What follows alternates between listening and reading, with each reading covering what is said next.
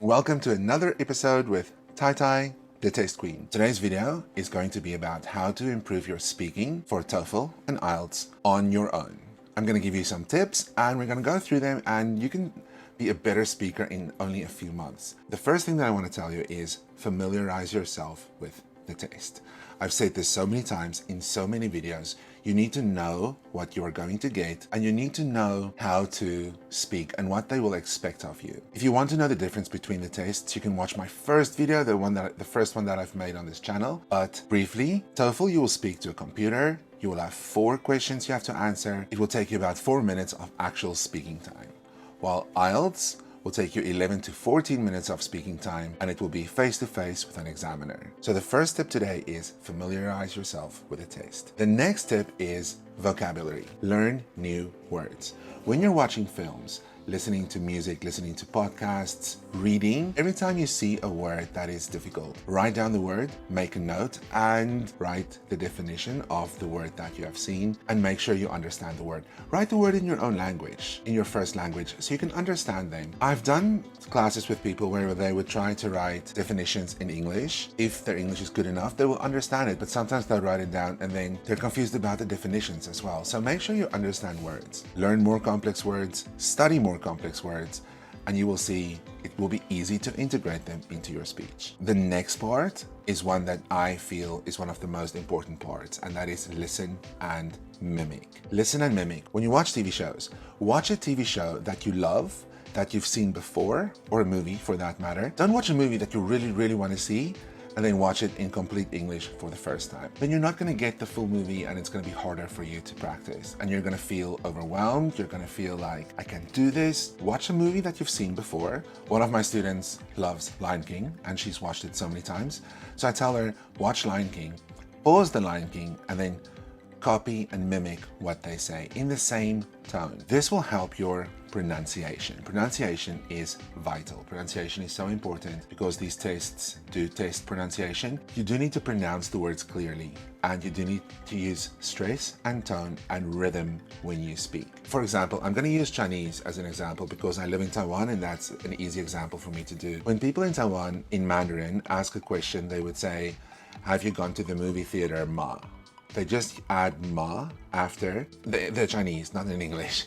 But that is a question. In English, we use the question mark, but we use a tone. Like, do you want to go to the movie theater? Also, listen to comedy. Comedy shows, comedy movies. People use a lot of different tones, different rhythms, different stresses to emphasize punchlines, to emphasize the joke.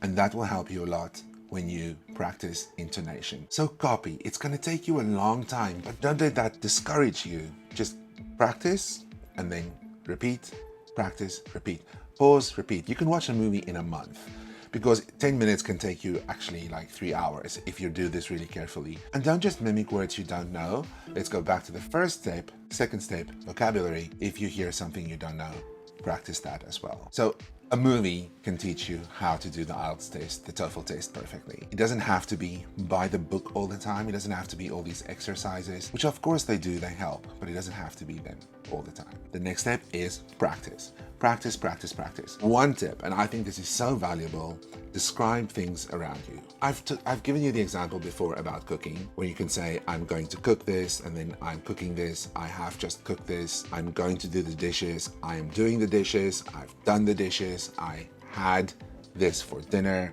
I cooked this last night. So you can use all the tenses in a simple description like that. You can use it for anything. And what is important about describing these things, don't do them in your head. Do them loudly, verbally, orally, with your voice. So use that. Use your voice to describe these situations because it's speaking. Even though you can remember certain phrases, you need to speak more. Do not do this on the bus though. You're going to look like a crazy person if you're sitting on a bus and you are speaking to yourself. But if you don't care what people think, just do it. A quote I heard this week, by the way, I didn't hear this. I saw this on a scooter. I was driving on my scooter and I saw this guy in front of me. His t-shirt said, how can you expect everyone to like you if you don't like everyone? I'm like, okay, that's good advice. And now I'm following that. Next tip is practice tenses. And practice tenses links to the tip I just mentioned. Describe processes.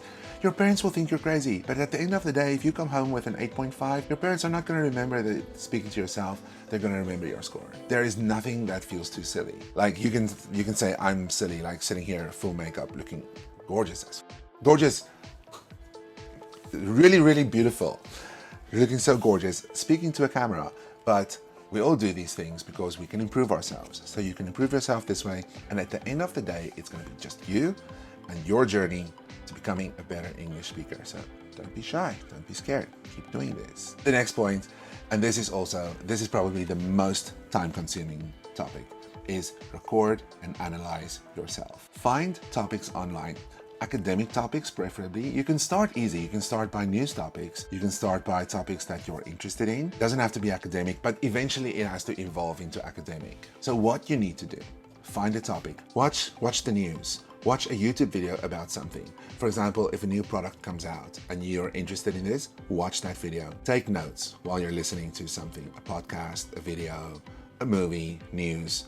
I suggest something short. The shorter, the better. And then after, you look at your notes and you force yourself to speak about that for 1 minute. If you want to go to 2 minutes, that is fine. You can start with 30 seconds. Do 30 seconds first, and when you're comfortable with that, go to 1 minute, go to 2 minutes. There is no need really to go more than 2 minutes. I suggest 1 minute. That's like the golden number. You need to listen, take notes, and then afterwards you stop whatever you've watched. You look at it for a few seconds. Give yourself 20 to 30 seconds to look at that, and then speak. Record a video of yourself. Record a voice note. It doesn't matter, but record yourself. Record everything you say, and do not edit this. Do not stop. Do not repeat. If you do stop, just continue, but record yourself in 1 minute or however long you've said you will speak. Record yourself. Then after this, go back, listen to the video, and write down every single word that you have said. If you hesitate, which is very common in these tests, I hear hesitations all the time, like write down your hesitations. Write down If you pronounce words wrong, write down the wrong words. If you say, my father, she is very kind, obviously it should be he. So write down, my father, she's very kind. Write all your mistakes down, and then at the end of that exercise, you go back, you look at what you have written down, and then you can identify your mistakes. It's very important to figure out where you go wrong. It's easy to do mock tests with people. I do a lot of mock tests with students, and I identify their mistakes. I nitpick, I find mistakes, I write them down, and I tell students. But it will be so much easier if you can also do that by yourself. Do a mock test with someone. Yes, that is very helpful. But also figure out where you make your own mistakes. It is not only going to improve your grammar, it's going to improve your confidence, and it's also going to improve your speaking and pronunciation and the mistakes that you tend to make. Some people add S to words. That is quite a common mistake. Some people do the and ah. Some people, one I've had, would do, yeah, I went to the movies last night with my friends. This confirmation that I'm done. So if you speak like that, write that down and work on it. Work on improving yourself, on fixing your mistakes. By the way, I told that student stop doing and the student did. So it was pretty easy for them. So you can do that too. The next one is choose a variety of topics you can speak about. I just said choose these topics that will help you, but choose a variety of topics because we don't always get something that we like. I like art and media. So when I do TOEFL or IELTS questions and it's about art or media, I love it. I think, wow, that is so fun, that is so interesting. But some of my students are like, oh no, it's art again. We don't all like the same things. Some of us might like environmental problems. Some of us might like science or biology or geography or geology. So find topics that not only interest you. They will never ask you to have prior information about these topics. So that is not a big deal. The big deal is you can listen about any topic and then afterwards you can talk about that topic. That is what you would need to do if you go to university in another country. You're gonna have to listen in class and you're gonna have to be able to tell others what you have heard. It's not easy studying, it is not cheap studying overseas, but if you have the right skills you can do that now. And by doing these things, you can improve your skills. And the skills you can learn here are skills you not only need for tests, but they're skills you can use in life. If people ask you questions in life, or if people tell you stories in life, it's good to be able to ask them questions to show them that you're interested, that you care. Which brings me to my next point. Find a speaking partner. So after all these different topics, you'll get a speaking partner. Get someone who can speak a little English, someone who is studying with you, a teacher if you must, but find someone who can speak English to you and do this 1-minute exercise where you speak for a minute about a certain topic and then the other person has to ask you questions about that topic, which means the other person has to listen to you and then they have to ask. So it's good for both of you. So it's good for the one who's listening, because they have to listen and speak, and it's good for you speaking. And then after, you switch and the other person speaks. So do that. It's a lot of practice. It will help you a lot. The next point, seek feedback. Seek feedback from people. Ask teachers, ask others to listen to you speak. And this might be difficult. If you're not confident enough, it might be difficult. Some of my students, I will let them send me recordings of themselves. I will listen to the recordings and then I will give them feedback. That is also very valuable. So find someone who can listen to you, send them your notes, send them your audio, or even better yet, do it face to face, do it online, speak and listen to what they say. Do mock tests. There's a lot of mock tests. I will be doing mock tests in the future on this channel. So if you're interested in that, let me know and I can start this. I want to start doing mock tests with people. I'll be reading you.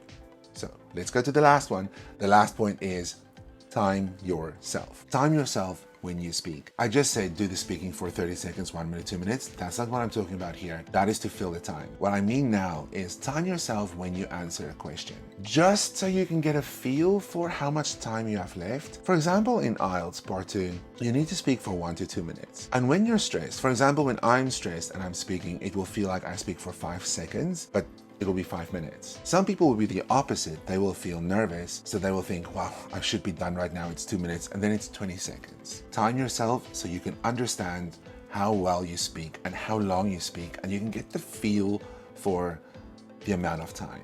In TOEFL, you don't have that much time. You have 45 seconds or 60 seconds to answer certain questions. And especially, for example, in TOEFL, the third one, where you have 2 examples and you have to read. A lot of students that I've heard in the past, they will explain the first example to me in detail, the first example from the listening part, but they will describe in detail. And then the second example say, oh, and also this, and then the time's up. So you need to balance your time. You need to figure this out, find out what makes it work, find out how to make it work faster, how to make it work better for you. That is it for today. I hope this helped you. I hope you got a lot of information. If you have any questions, please let me know. Remember to like, subscribe. It helps with the algorithm and it's free. So hit the subscribe button, hit the like button, share this video with other people who are also learning English. I will see you next time. And remember, little heart, little frames. Mwah.